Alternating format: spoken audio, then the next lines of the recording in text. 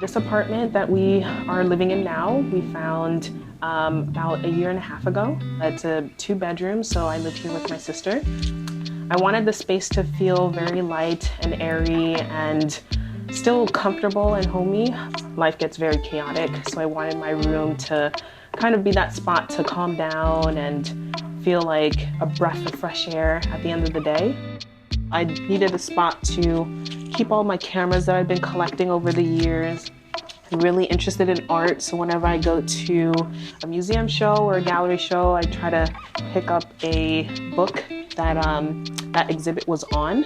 My book series here is the Game of Thrones series, but the covers were a little bit too loud and the colors a little too flashy, so I turned them around so that you just see the inside of the book. These are all the plants here that I have in my room.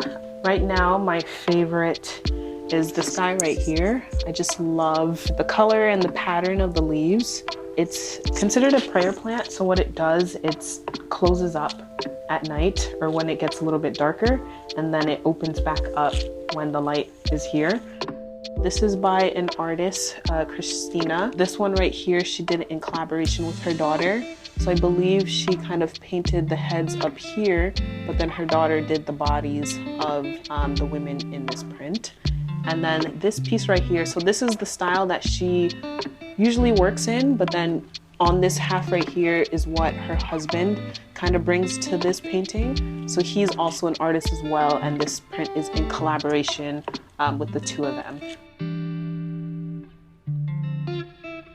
So this is a dresser that was passed on to us from a family friend. We really loved it because it's solid wood. It's very heavy and well constructed. So we wanted to build the living room around this piece.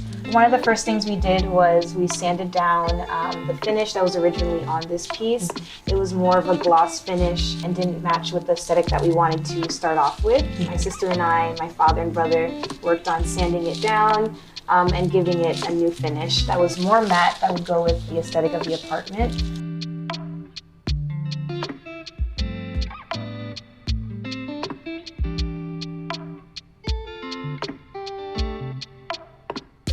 We actually took a few candle making classes too. So like this one, I called it Desert Scorpion. I'm a Scorpio. It's a mix of sandalwood, jasmine, and vanilla. So that's like kind of like our scent of the apartment. There's a lot of woodsy scents, vanilla, amber, and musk. It's like a collection of different things from around the world, our travels, as well as a collection of books from our childhood, as well as things that we've collected or were gifted to us. This one I think is from the Philippines, Colombia. I believe one of my team members brought that to me from her travels.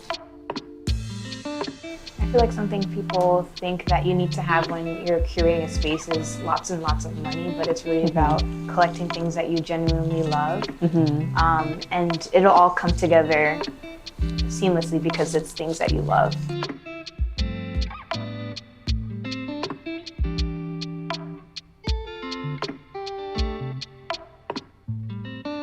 This is my bookshelf. One of the biggest inspirations for my room was definitely Art Deco mixed with a little bit of mid-century modern. I really enjoyed learning about that time period within art and architecture as well. These books are really precious to me. They're original first edition Harry Potter books that I've had throughout my childhood.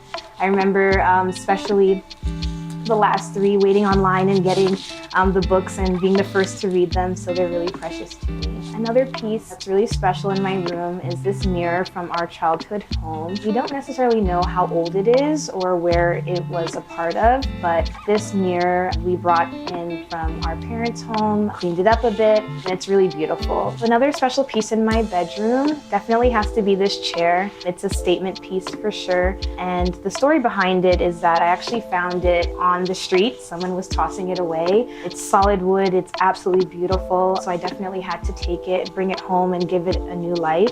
The original fabric was more of a green felt fabric, so it definitely needed some work. I brought it to a refurbishing place and they were able to sand it down.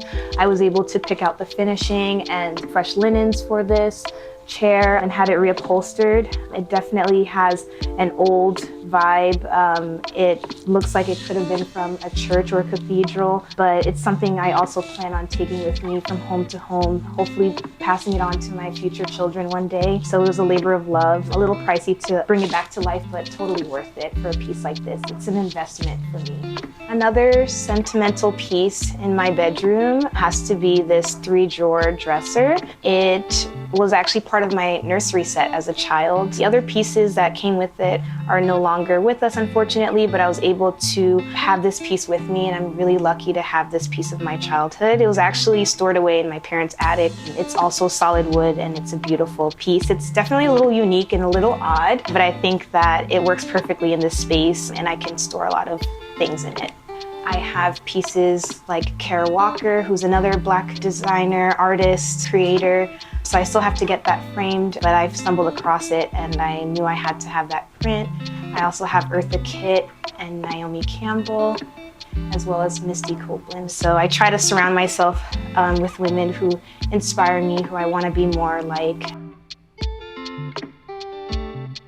In our bar area here, we've also collected a couple of things throughout the years. This piece right here we got from Mexico, as well as the fan here from one of our cousins got married at a resort there. These cups right here, or these mugs, are handmade and crafted in Mexico as well. Other things that we've collected are definitely drinkware, but we also thrifted a lot of antique pieces as well. So these are probably from the 70s or the 80s, and they have really unique shapes to them. We've been collecting the corks from our wine bottles over the occasion. So whenever we would open up a wine bottle, we would save that cork in there and then write the date and the occasion of when that happened. So right now it's like collecting in this clear glass vase, but we're hoping to find something really unique and larger so that over the occasions that we have, we can, add to that collection. I went on a trip to Tunisia and we were walking around and checking out the shops there, and one of the vendors was selling prints. So what I like to do when I travel is to collect prints from different artists. So when I stopped by the shop, the guy was just casually talking to us and figuring out where we're coming from and what we're traveling for. But then he also started talking to us about being young and doing things that you're interested in and going for it without worrying about little things that might deter you from what you're interested in and things that you like to do in life. I think he was very positive in that when you are going after the things that you want, you're in this space that you don't regret later in life, where it's I'm now 40 years old and I'm thinking about what I wanted to do in my 20s. I regret not doing it then. I think he wanted us to look at all the joys that you can find with things that are surrounding you, the people that you're interacting with, traveling and all that, but very much taking into account that if you're interested in something, go after it. And it might be tough right here, right now, but in the future, you'll be thankful that you did it then. And I just love that. And I take that with me so that whenever I'm interested in something, I'm okay, let's figure it out. Let's try it. If it doesn't work out for me, at least I then have that experience to be okay, I've experienced that thing and I'll take it with me into the next venture in life. So yeah, I love that conversation with him.